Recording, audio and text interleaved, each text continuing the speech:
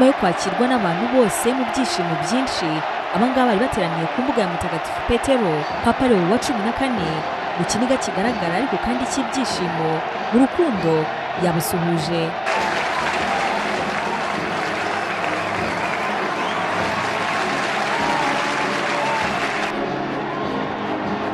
Abakristo baraha nabo bamwishimiye cyane, bamuha amashyi menshi mu nduru yo hejuru mu buryo bwumvikana.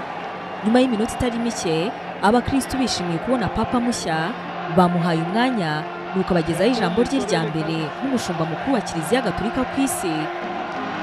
Iri jambo ryari mu Gitaliyani.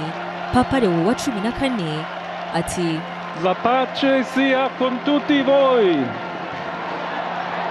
Amahoro abe kuri mwe. Fratelli, sorelle carissimi. Nshuti bavandimwe, bashiki banjye, iyi niyo nsuzanyo ya mbere ya Yezu ubwo yari amaze kuzuka. Questo è il primo saluto del Cristo risorto. Intama nziza yatanze ubuzima bwayo kubw'abantu b'Imana. Nanjye ndifuza kwindamukanyo y'amahoro yinjira mu mitima yanyu, igere ku miryango yanyu, ku bantu bose aho bari hose hirya no hino ku isi, abantu mwese ku isi. Amahoro abe kuri mwe. A tutte le persone, ovunque siano, a tutti i popoli. Aya ni amahoro ya Kristo wazutse, amahoro aciye bugufi, amahoro y'umutuzo, amahoro ya nyayo, ni amahoro ava ku Mana, Imana idukunda twese, Imana idukunda nta herezo cyangwa se ikindi kigendeweho. Cristo risorto, una pace disarmata e una pace disarmante. Reka twese twibutse mu matwi yacu rya jwi ridafite imbaraga ariko kandi ry'ubuhanga rya Papa Francis wahesheje umugisha Roma, umupapa wahesheje Roma umugisha hamwe n'isi muri cya gitondo cya Pasika. Munyemerere nkomeze uwo mugisha neza. Imana iradukunda twese kandi ikinyoma ntikizatsinda rwose. Turi mu biganza by'Imana nta bwoba, dufatanyije ukuboko ku kundi n'Imana, hamwe natwe tuzagera kure cyane. Ora conserviamo nei nostri orecchi. Turi intumwa za Kristo. Kristo agenda imbere yacu kandi isi ikeneye urumuri rwa Kristo. Ikiremwa muntu turamukeneye nk'urumuri rugeza ku Mana n'urukundo rwayo. Udufashe kubaka ibiraro n'amagambo yacu ku buryo twese tumwe mu mahoro. Urakoze Papa Francis. Papa Francesco che benediva Roma. Ndashimira kandi abakardinali, abavandimwe mwantoranyije ngo nsimbure Petero, hanyuma ngendane namwe bumwe dushaka twese amahoro, dushaka ubutabera, dukorana twese abagore n'abagabo kandi turi indahemuka kuri Kristo nta bwoba, twemeza Kristo, tuba abavugabutumwa beza ku ijambo ry'Imana. Ndi umuhungu wa Mutagatifu Augustine, ndi umu Augustine, hamwe nawe ndi umukristo. Reka rero twese tugendere hamwe ku butaka Imana yaduteganyirije. Discepoli di Cristo. Cristo ci precede. Kuri Kiliziya y'i Roma, indamukanyo idasanzwe kuri mwe. Dukwiriye kurebera hamwe uko twabavugabutumwa beza, abatangabutumwa bazima, twubaka ibiraro, amagambo meza, byose byiteguye kwakira na yombi buri wese. Nka gutya turi hano twese kuri iyi mbuga ifunguriye buri wese, ku bantu bazadukenera bose, abazakenera yuko tuhaba kubw'umubiri, amagambo meza n'urukundo. Ibyo ngibyo tuzabikora. E donne fedeli a Gesù Cristo, senza paura. Papa Leo wa 14 yahise ahindura gato maze avuga mu cyespanyolo ati: In modo particular a mi querida diócesis de Chiclayo en el Perú. Muraho neza mwese, cyane cyane kuri mwebwe muri Chiclayo muri Peru, abantu b'indahemuka bagira urukundo mwese mwamperekeje hano. Yahise agaruka mu Gitaliyani nuko ati: kuri mwebwe bavandimwe namwe bashiki banjye ba Roma, Ubutaliyani n'ahandi ku isi yose, turashaka kuba Kiliziya y'icyitegererezo, buri gihe dushaka kandi dutanga amahoro, ubugira neza, kwegerana, cyane cyane kuba babaye. Uyu ni umunsi wo gutakamba ku mubyeyi wacu Bikira Mariya. Bikira Mariya wacu wahawe umugisha, gendana natwe, bahamwe natwe, arashaka yuko tunyura mu rukundo rwe. Papa Leo wa 14 yakomeje ijambo rye rya mbere agira ati: reka noneho muri uyu mwanya dusengere hamwe kuri ubu butumwa ku bwa Kiliziya hamwe n'amahoro mu isi yose.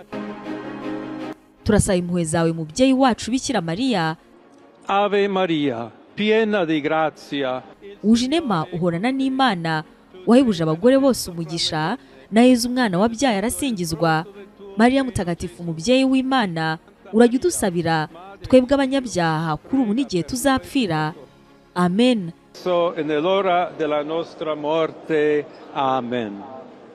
Papa Leo wa 14 yasoje ijambo rye agira ati: kubagize umugisha bari ahangaha twese, abaherewe umugisha ku maradiyo binyuze kuri za televiziyo n'indi koranabuhanga ryose, wabasha kumenya Kristo, wamumenya mu buryo nawe yamenye kiliziya ye. Reka twizere ko koko akomeza kuvugwa kandi akubahwa by'igihe kinini, ndetse no gutanga amahoro kuri kiliziya.